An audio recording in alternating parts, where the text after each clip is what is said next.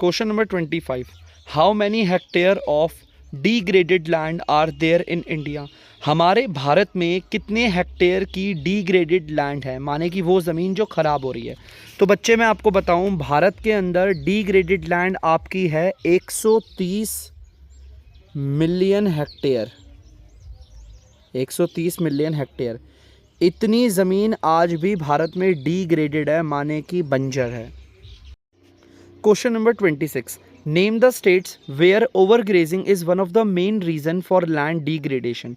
माने कि उन राज्यों के नाम बताओ जहां पर लैंड ना डिग्रेड हो गई है, वो भी ओवर ग्रेजिंग के कारण। ज़्यादा जानवरों को वहां पर घास चुगाई, इस वजह से लैंड डिग्रेड हो गई। तो बच्चे मैं आपको बताता हूं, अगर ना हम अपनी ज़मीन पर ज़्यादा ही ओवर ग्रेजिंग करवाते हैं, मतलब जानवरों को घास खिलवाते हैं, तो ऐसा करने से ज़मीन जो होती है वो डिग्रेड हो जाती है। और वो कौन कौन से राज्य है जहाँ पर लैंड डिग्रेड है, वो भी ओवर ग्रेजिंग की वजह से।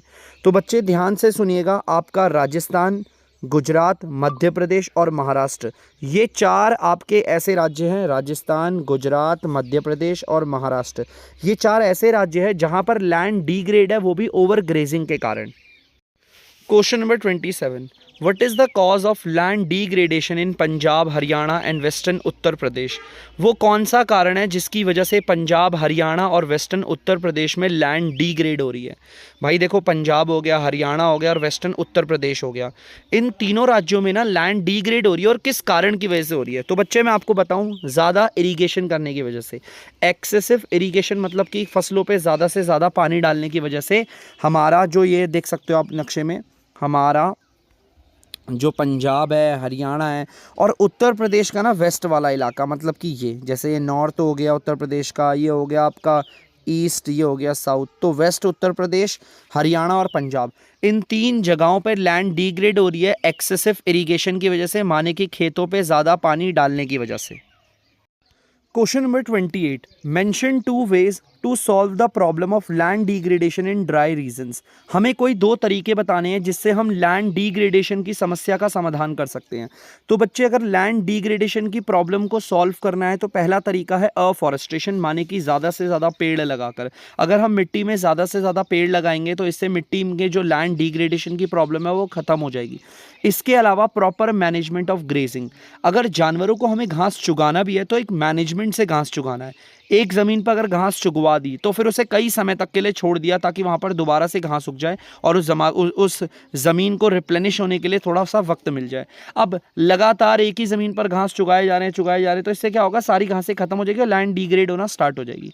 तो हमें प्रॉपर तरीके से ग्रेजिंग करवानी है और अफॉरेस्टेशन करना है। ये दो तरीके हैं जिससे कि हम लैंड डिग्रेडेशन की प्रॉब्लम को सॉल्व कर सकते हैं। Question number 29, what is soil, मिट्टी क्या होती है। तो बच्चे मैं आपको बताऊं, जो अर्थ की क्रस्ट होती है ना, देखो जैसे अर्थ की क्रस्ट है, ठीक है, ये आपका क्रस्ट है। क्रस्ट के जो सबसे ऊपर वाली लेयर दिख रही है, इसे बोलते हैं सॉइल। बच्चे ये जो सॉइल होती है काफ़ी लूज होती है और फ्रेगमेंटेड होती है, ठीक है, मतलब ये लूज ढीली भी होती है और उसमें मिट्टी के ना थोड़े लम्ब से भी बने रहते हैं। बेटा इस सॉइल में ऑर्गेनिक चीज़ें और इनऑर्गेनिक चीज़ें दोनों भरपूर पाई जाती हैं।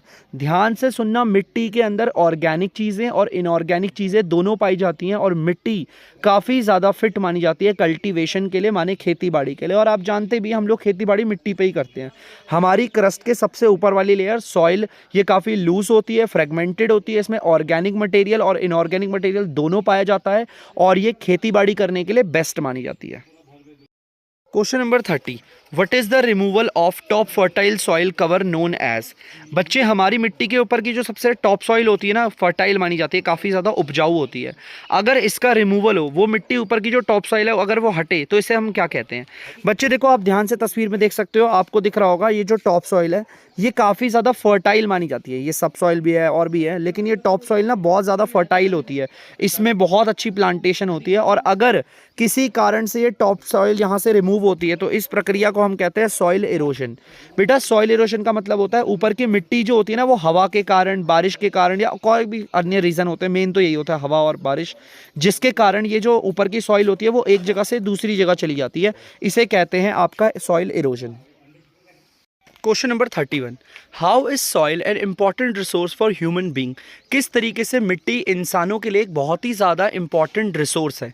तो बच्चे मैं आपको बताता हूँ कि मिट्टी क्यों इंसानों के लिए इंपॉर्टेंट रिसोर्स है। सबसे पहले तो मिट्टी जो होती है वो प्लांट की ग्रोथ को सपोर्ट करती है। हमारी जितनी भी प्लांटेशन होती है, हम जितने भी पेड़ पौधे या फसलें लगाते हैं वो सब मिट्टी पे लगाते हैं।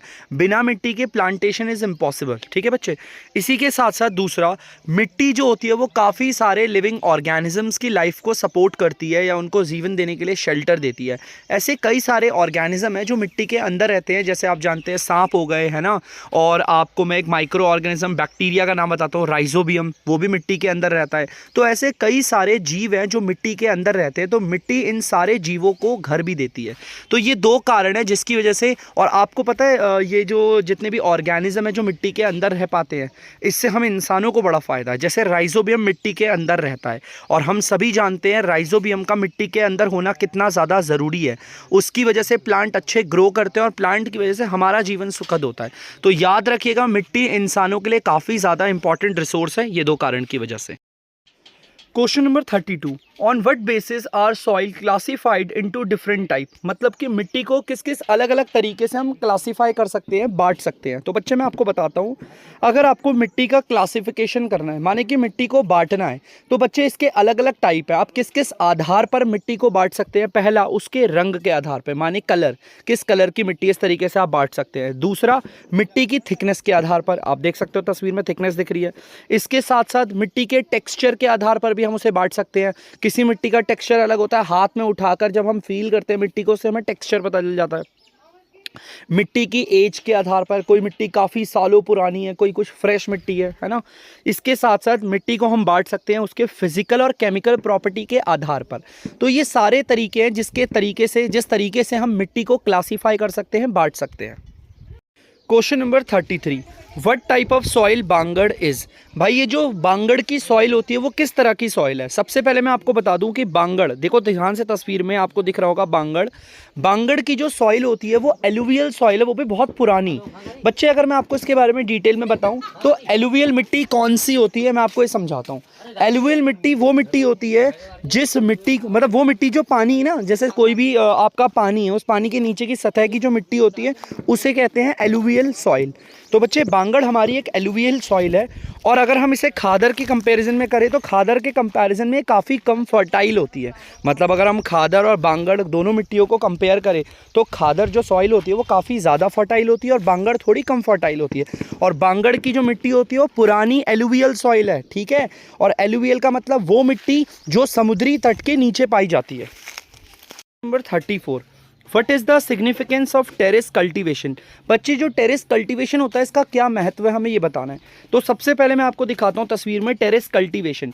टेरेस कल्टीवेशन का महत्व देखो, इस तरीके से सीढ़ीदार जो खेती होती है इसे हमें कहते हैं टेरेस कल्टीवेशन, ठीक है बच्चे। अब इसका महत्व क्या होता है, टेरेस कल्टीवेशन की वजह से ना सॉइल इरोजन बिल्कुल भी नहीं होता है, ठीक है बच्चे। तो ये सॉइल इरोजन को रोकती है।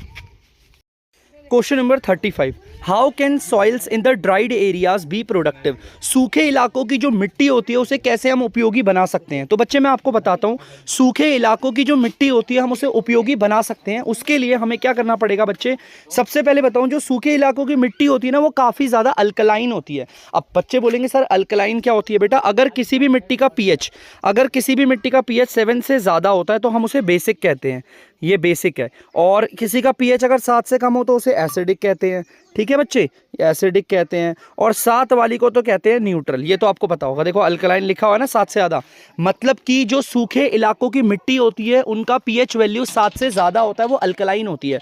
अगर हम उसमें सही तरीके से अच्छे से ट्रीटमेंट करें, उसे प्रॉपर मात्रा में इरीगेशन करें तो हम इसे बहुत ही अच्छे तरीके से इस्तेमाल कर सकते हैं। सूखे इलाकों की मिट्टियाँ भी बहुत उपयोगी होती है मेरे बच्चे। Question number 36, what are gullies. ये गुलीज क्या होता है। तो बच्चे मैं आपको बताता हूँ, जैसे कि जो रनिंग वाटर होता है, माने कि बहता हुआ पानी होता है, बहते हुए पानी को ना बीच में से रोकना चिकनी मिट्टी के द्वारा। जैसे यहाँ पर क्लेई सॉइल का इस्तेमाल करके देखो, बहता हुआ पानी था, ये इस तरीके से बहता हुआ पानी था, लेकिन हमने मिट्टी का इस्तेमाल करके इसे यहाँ से रोक दिया। अब यहाँ से रोकने के बाद जैसे एक यहाँ से चैनल जा रहा है, एक यहाँ से चैनल जा रहा है, इन्हें कहते हैं गुलीज। बच्चे याद रखना, इन्हें कहते हैं गुलीस। मैं एक बार आपको फिर से समझाता हूँ, जैसे एग्जांपल में देखना, यहाँ पर ये बहता हुआ पानी है, ध्यान से देखिएगा बच्चे, ये आपका बहता हुआ पानी है, और बहते हुए पानी को अगर हम किसी चीज़ से रोकें, जैसे कि कोई क्लेई सॉइल से रोककर और यहाँ पर धीरे धीरे ऐसे चैनल से बना रहे हैं, तो इन चैनल्स को हम गुलीस कहते हैं। ये जो होते हैं वो गुलीस होते हैं। ठीक है बच्चे।